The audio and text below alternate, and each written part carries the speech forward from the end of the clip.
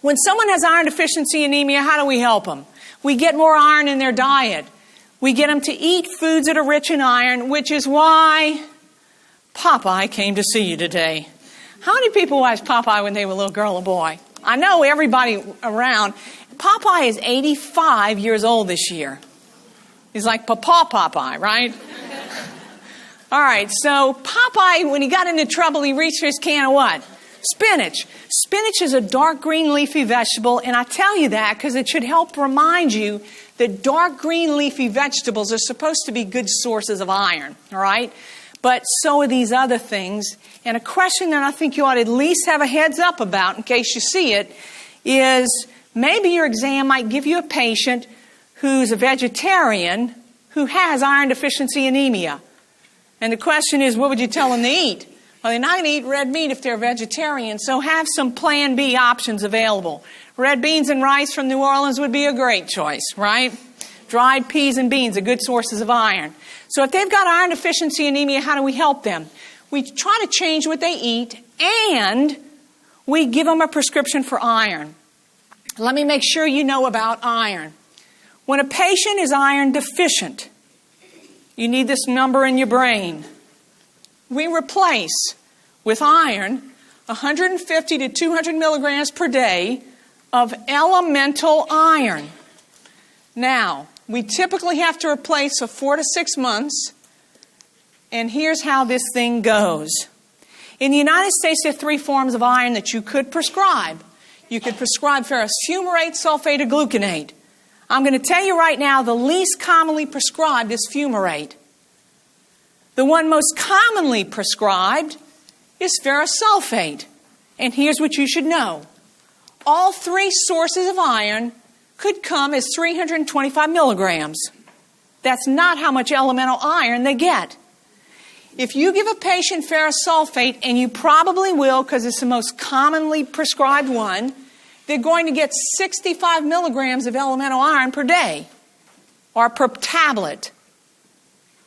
If you have to give them 150 to 200 milligrams of elemental iron per day, do you realize you need 3 of those tablets in a day? You got it? So don't get tricked when you see that 325. You have to look at the number of milligrams of elemental iron they get. Now let me go back to the point of Amelie. 3 times a day, that seems like a drag. I think I want to give fumarate. I'd only have to give it twice a day. Why don't we do that? Because it's extremely poorly tolerated. Iron has 2 big problems. They both involve the GI tract. There are upper GI symptoms that patients have when they take iron. They belch, they have heartburn. In the lower GI tract, what symptom do they have? Constipation. So people don't tolerate iron really well. The most iron for the fewest problems comes with ferrous sulfate at 65 milligrams per tablet, and that's why it's most commonly prescribed. Look at the last one, gluconate, 33 milligrams about in a tablet. Oh my God, Amelie, I'm no mathematician, but you need 6 of those in a day. You can't do 6. You don't even go to the bathroom 6 times a day. You don't text your best friend 6 times a day. How could we expect somebody to take that 6 times a day? We don't. You know who we give ferrous gluconate to? We give it to pregnant women. Not because we're trying to treat their iron deficiency anemia, but because we're trying to prevent iron deficiency anemia. And it's a very low amount of iron, so it's got the fewest side effects. So it's good in pregnant women. But if you're trying to replace someone who's deficient, man, they're going to have to take it a lot, all right? That's the story on iron. Take-home point, 150 to 200 milligrams of elemental iron daily. Everybody with me? All right. If you're with me, take a look.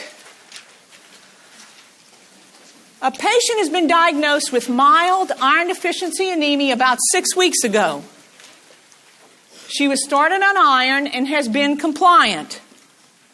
What should be done today? Well, I'm going to show you something that you'll see on the exam. They're going to give you labs that are comparative, and you'll have to figure out what you'll do. So 6 weeks ago is your first set of labs. H&H were 11.5, and I want you to put 34.8 as a crit, all right? So 6 weeks ago, the patient's H&H was 11.5 and 34.8. Today, 6 weeks later, after 6 weeks of being on iron, and she's been compliant, the hemoglobin has gone up to 12.8, and the crit is 37.8. The question is, what should be done today? Well, you know what would be a really good thing to know? A really good thing to know would be how much it was supposed to go up. If somebody's compliant with iron, how much is it supposed to go up in like a month? It should go up as a good rule of thumb, not on the exam, you need it for your practice. 4 weeks of iron supplementation, if they're not bleeding and nothing else is wrong, crit goes up 3 points in the first month. Hemoglobin goes up 1 point in the first month. So the first month of iron supplementation, if you're not bleeding and everything's working like it's supposed to, your crit ought to go up 3 points, hemoglobin ought to go up 1 point. So she appropriately increased. The question is, what do you want to do today? Suppose she says, Amelie, I hate this old iron. Can you stop? Because clearly she's not anemic. I mean, she's just outside of normal range. She's no longer anemic. What can you do? Do you stop the iron? The answer is no. Why not?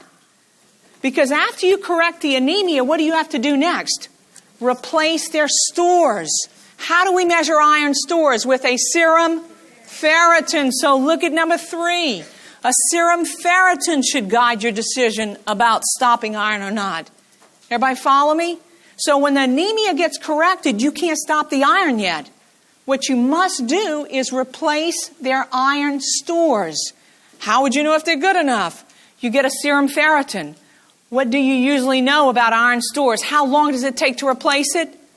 4 to 6 months. She's been on it a month. You think she can stop her iron? No. So don't take the bait if they give you a normal H&H after a month or 2 months of supplementation. You can't stop the iron until the serum ferritin is back in normal range. Everybody with me? You got that point? Okay, very good. Let's keep going. Here's how I know it. If a patient has iron deficiency anemia, the very first thing that happens once you start giving them iron is the bone marrow says, whoa, I'm finally getting iron. Thank you. Let me make you some reticulocytes. And the bone marrow begins to shoot out reticulocytes. The word we use to describe that is reticulocytosis. And man, the bone marrow is so happy, it's just spewing out reticulocytes. And then how long does it take those to mature into a mature red blood cell? About 3 days. So after 2 to 4 weeks, man, you begin to see nice increases in your H&H. But can you stop? No, because you've got to replace your iron stores, and that takes several months. Everybody see how it goes? All right. So how long do they usually have to take their iron supplement? Several months, even though the anemia is corrected. Everybody with me? Yep. All right, let's keep going. An active 85-year-old female has been diagnosed with iron deficiency anemia. Her stool is negative for occult blood. She has poor eating habits and no obvious loss of blood. She's taken 200 milligrams of elemental iron daily for the past 4 weeks. What action is appropriate today? So she's a little old lady, iron deficiency anemia. Don't think she's bleeding because the stool's negative. She's been on 4 weeks of 200 milligrams of elemental iron. 4 weeks ago, her H&H was 10 and 31. Clearly, she was anemic. 4 weeks later is today. Clearly, it's not gone up enough. Question is, what action is appropriate today? Is there anybody besides me in this room who wants to know if her bone marrow is making red cells? Yep. What would you get? A reticulocyte count. You see why that's valuable to you? You get a reticulocyte count. And so, you remember I used a term last hour about profiling patients? Certain patients you can profile as ones who are going to be iron deficient. And that's where pregnant women fall. That's where elderly patients might fall. That certainly is where NSAID users fall. So think about your older adults who are all on a low-dose aspirin a day. Do you know how GI bleeds go? Let me tell you how GI bleeds go. Drip, drip, drip, drip, drip, drip, trickle, trickle, psh. You know who's least likely to survive? Psh, it's an older adult with poor capacity and reserve. So when you spot iron deficiency anemia in an older adult, you got to jump on it and start looking. All right? So iron deficiency anemia in an older adult is something you must be aggressive in identifying the cause of. Because if it's a GI bleed, when psh comes, game over. You got it? So watch out for it. Thalassemia. The geography question. All right.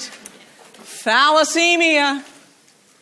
Anemia by the sea is what that means. That's what the word thalassa means, right? All right, so listen, thalassemia is something you inherit.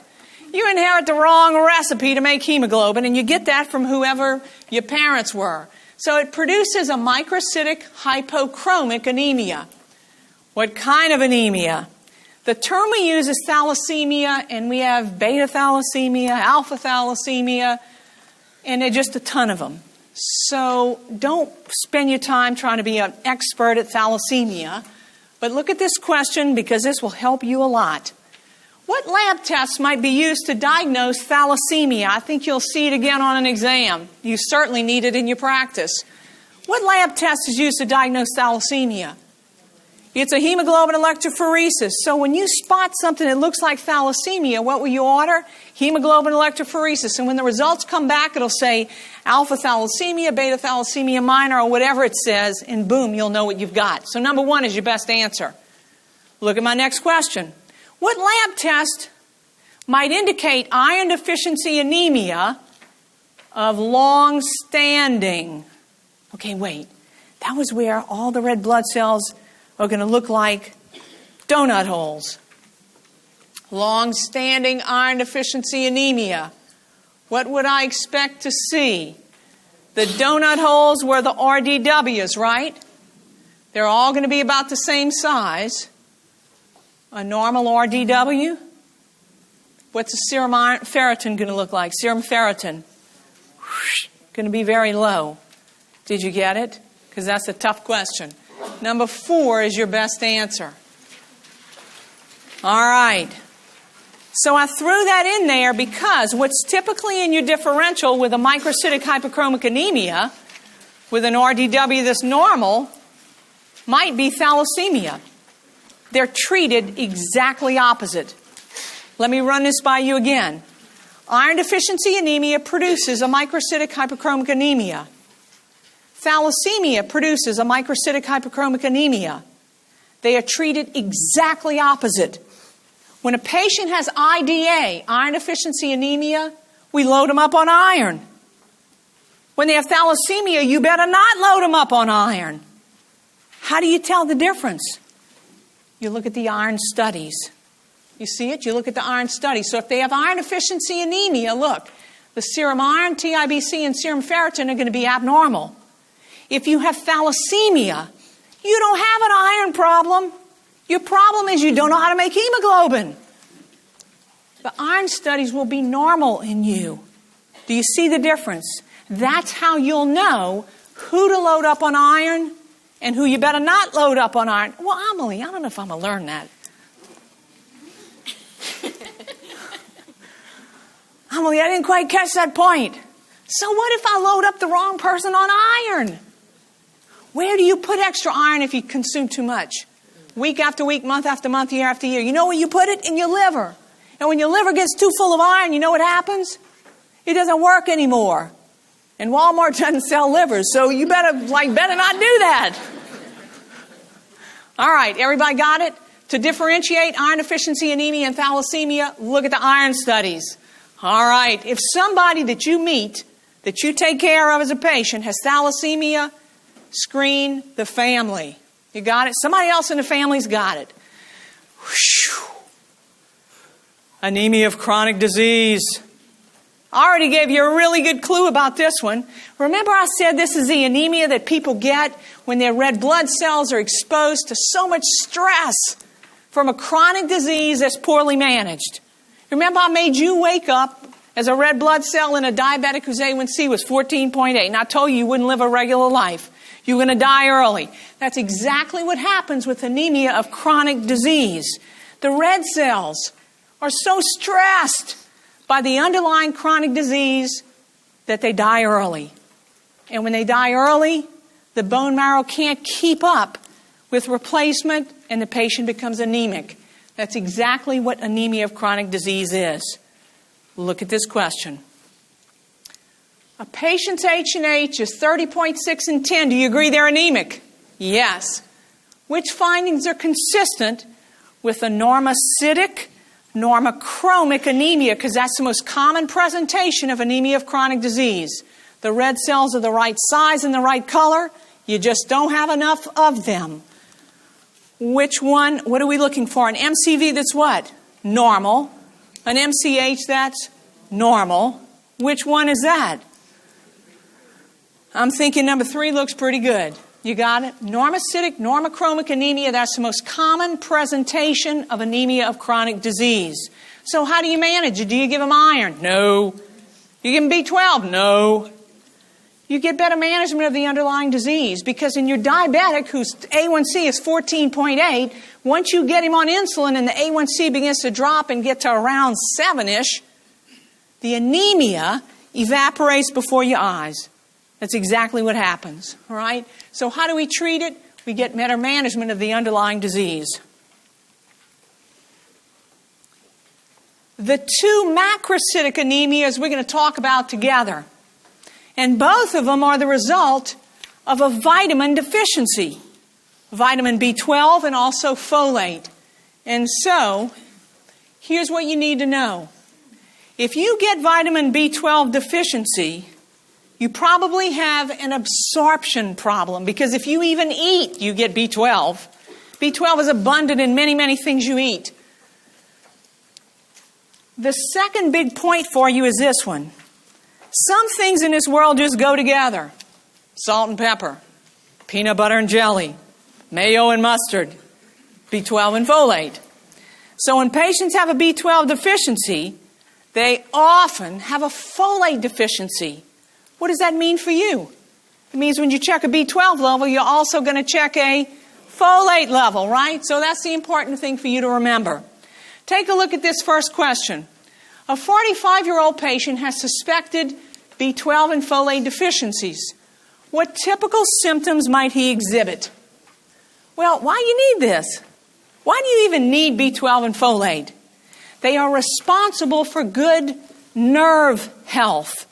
And in a 45-year-old, what we're most likely to find are paresthesias and unexplained weakness, circle number 3. That's a 45-year-old.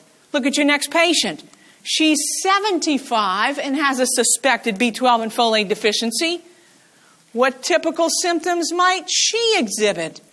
If you're 45, you may have peripheral nerve issues like paresthesias, but if you're 75 or 85, the nerve that's affected by a B12 and folate deficiency is the big nerve between your ears. So we expect to see cognitive changes in an older adult. Do you see it? Yeah, unexplained weakness. Number 3 is your best answer. Can you appreciate the difference in presentation in a young or middle and older adult with the same exact problem? Everybody got it? All right, let's keep going.